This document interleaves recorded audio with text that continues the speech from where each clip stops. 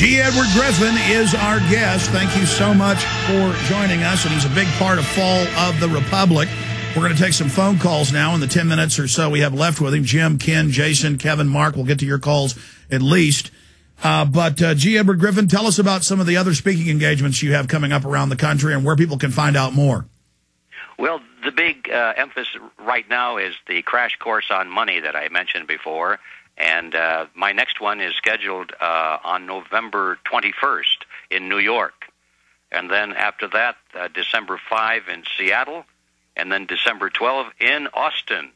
And we'll have one in Toronto and one in Chicago after that, but they're not scheduled yet. And so if anybody's interested in hearing my views for a whole day on where we're headed and what to do about it, I urge you to come to our Reality Zone site and check out the seminar page. That's realityzone.com.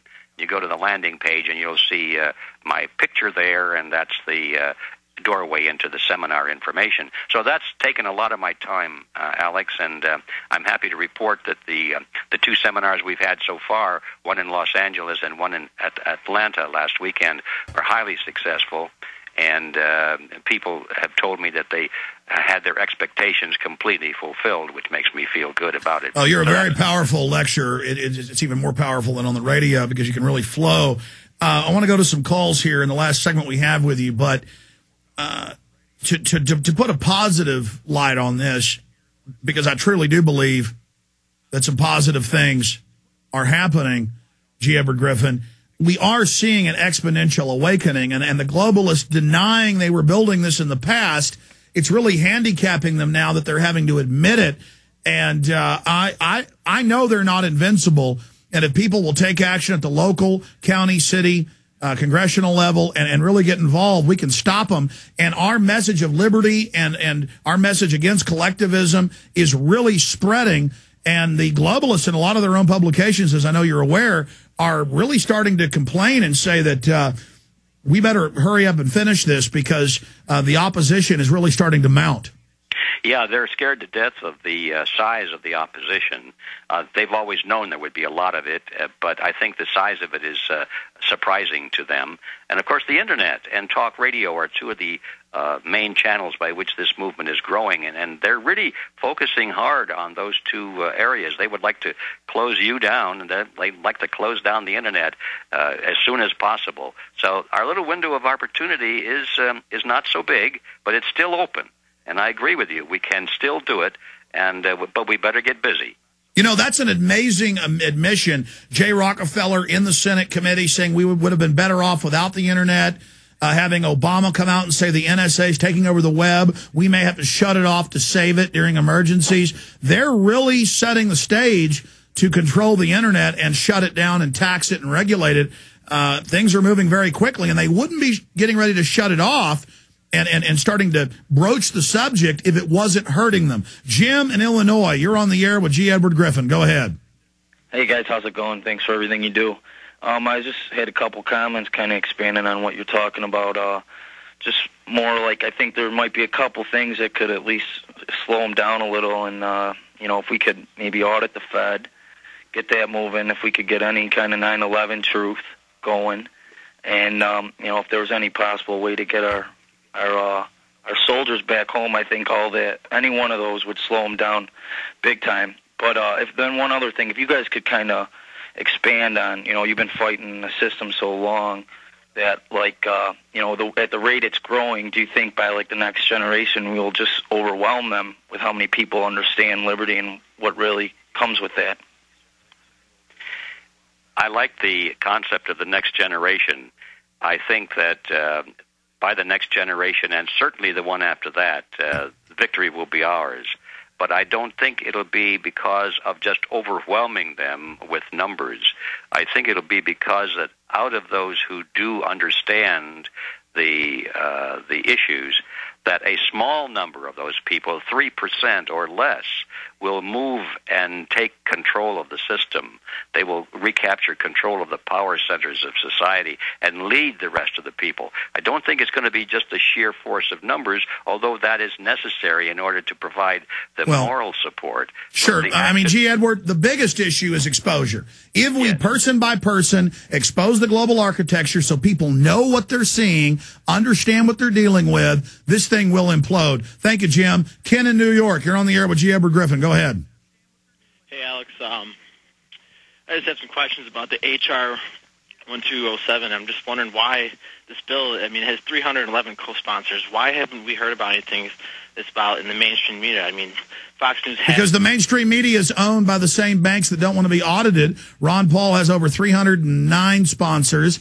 The Senate gutted the bill, but we've gone from no sponsors to 300. Now people are beginning to realize the real government is the Federal Reserve, so the beginning of the end has begun. We've made more strides the last 3 or 4 years against the private Federal Reserve than we made in the last 50, so the worm is turning. G. Edward Griffin. Yeah, I agree with that. And however, we must be realistic that a lot of those co-sponsors for that bill are doing some grandstanding. They know that their constituents want them to look good. If you ask a lot of those guys, would they be in favor of abolishing the Fed? They'd say, hell no, man, I wouldn't do anything like that. G. Edward, but I want to add the caveat here, and I understand what you're saying. Why audit it, just abolish it? Ron Paul's being shrewd here. If they can audit, it will so damage the Fed and expose their activities and their insider manipulations that will be the beginning of the end. And so Ron Paul's using an incremental approach here. I understand a lot of it is grandstanding, but it still overall is very positive to point out it's never been audited. Oh, I agree with that, and I do endorse this movement for that reason. And also, it's a means of causing people to think about the Fed. They never thought about it before. Exactly. And now they're not only thinking about it, but in a negative light. So it's really a good move. But anyway, we must be realistic that a lot of the support is not as deep as Ron's support. Thank you, Ken. Jason in Mass, you're on the air. Go ahead.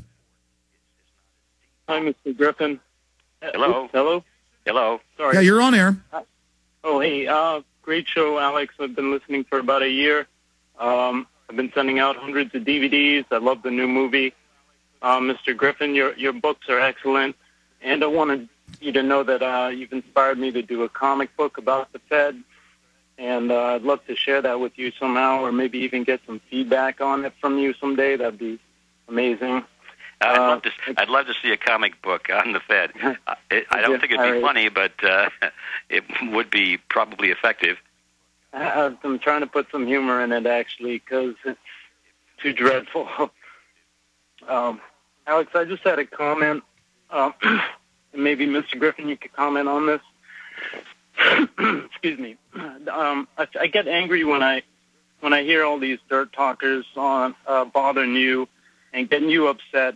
And I've been wondering for a long time why you even acknowledge some of them when, as you say, your fruits speak for you. And being as a gentleman, you know, why you need to respond to some of them when, I don't think a gentleman really needs to... well, I mean, we're talking about this right now. I appreciate your call. Look, there's going to be COINTELPRO that's going to attack G. Edward Griffin, myself, everybody else. It doesn't matter.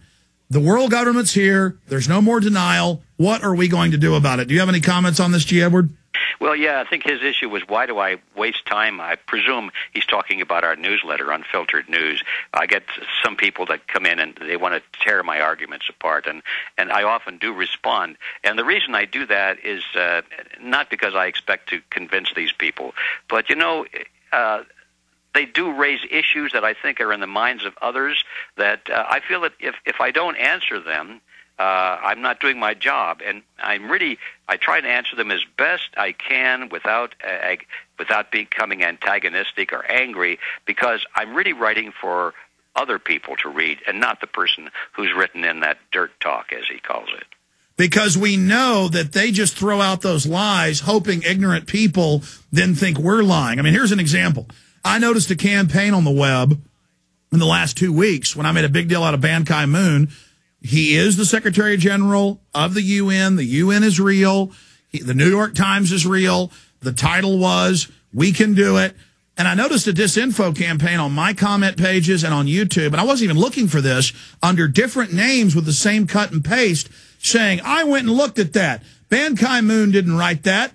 It's a lie. He never said global government. And they're not targeting thinkers, or they're not targeting people that already know the truth. They just want the average person to read that and think I'm lying, because that's what a lot of propaganda is, just down and dirty, meant to get people off track.